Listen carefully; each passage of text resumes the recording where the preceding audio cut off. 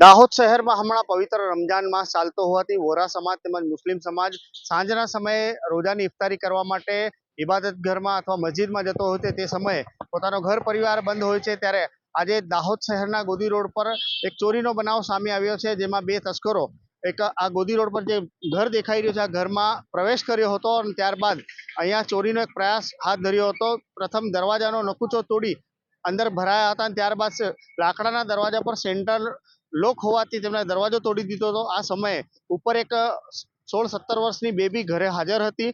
અવાજ આવતા તે નીચે આવતા બંને તસ્કરો ભાગી ગયા છે. સદનસીબે આ ઘરમાં ચોરીનો બનાવ બનતા અટકી જવા પામ્યો છે, પરંતુ હાલ આ જાણવા મળ્યા મુજબ સ્થાનિક કોર્પોરેટર જ્યારે અમે વાત કરી ત્યારે તેમના જણાવ્યા અનુસાર અઠવાડિયામાં ત્રીજી વખત ચોરીનો બનાવ સામે આવ્યો છે. તેમાં એક તસ્કરને પોલીસે ઝડપી પણ લીધો છે. ત્યારે આવા દર વર્ષે શહેરના ગોદી રોડ વિસ્તારમાં રમજાન માસ દરમિયાન વોરા સમાજ તેમજ મુસ્લિમ સમાજ જ્યારે રોજાની ઇફતારી માટે મસ્જિદમાં જતો હોય છે અથવા ઇબાદત ઘરમાં જતો હોય તે સમયે બંધ ઘરનો લાભ લઈ તસ્કરો ચોરીની ઘટનાને અંજામ આપે છે. ત્યારે આ મામલે સ્થાનિક પોલીસ તંત્ર દ્વારા પણ જે પૂરતા પગલાં લે તેવી હાલ લાગણી અને માંગણી ઉઠવા પામી છે. ત્યારે દાહોદ શહેરના ધમધમતા ગોદી રોડ વિસ્તારમાં મેઇન રોડ પર આવેલા મકાનમાં સાંજના 7:30 વાગ્યાના અરસામાં ચોરીનો બનાવ સામે આવ્યો છે, જેમાં બે તસ્કરોએ ચોરીનો પ્રયાસ હાથ ધર્યો હતો, પરંતુ સદનસીબે ઘરમાં બાળકી હાજર હોવાથી આ સદનસીબે ચોરીનો બનાવ બનવા પામ્યો હતો.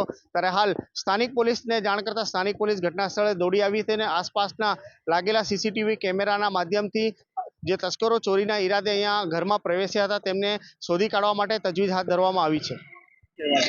હમણાં લગભગ 7:30 વાગ્યાની આસપાસ મારા પર ફોન આવ્યો કે અહીં ગોદી રોડ પર આપણે એક ચોરી થઈ છે.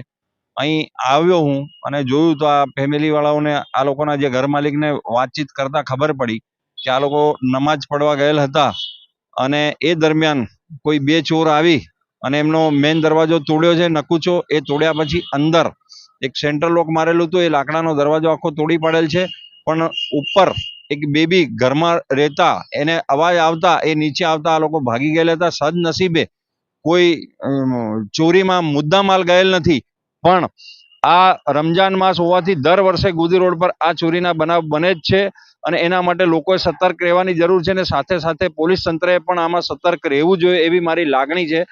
કે આ અઠવાડિયામાં ગોદી રોડ પર 3 ચોરીની ઘટના થઈ છે, જેમાં એક ચોર પકડાયો છે અને આજે બીજી આ ઘટના બનેલ છે. આ અઠવાડિયામાં 3 ઘટના બની છે, જે દર વર્ષે રમજાન માસ દરમિયાન આ ઘટનાઓ બને જ છે. સાથે સાથે રમજાન માસમાં જે આ ઇબાદત કરતા વોરા તેમજ મુસ્લિમ ભાઈઓને મારી હાથ જોડીને નમ્ર વિનંતી છે કે તમે ઘરે બરાબર તાળા મારીને જાઓ, અથવા કોઈ રખરખેવાળ કરે અથવા કોઈ ધ્યાન રાખે એવા વ્યક્તિને મૂકીને જશો તો આ નુકસાનમાંથી બચી શકાશે. અને સાથે પોલીસ તંત્રને નમ્ર વિનંતી છે કે દર રમજાન માસમાં આવી ચોરી થાય છે, આના માટે કડક પગલાં લે એવી વિનંતી છે. આભાર.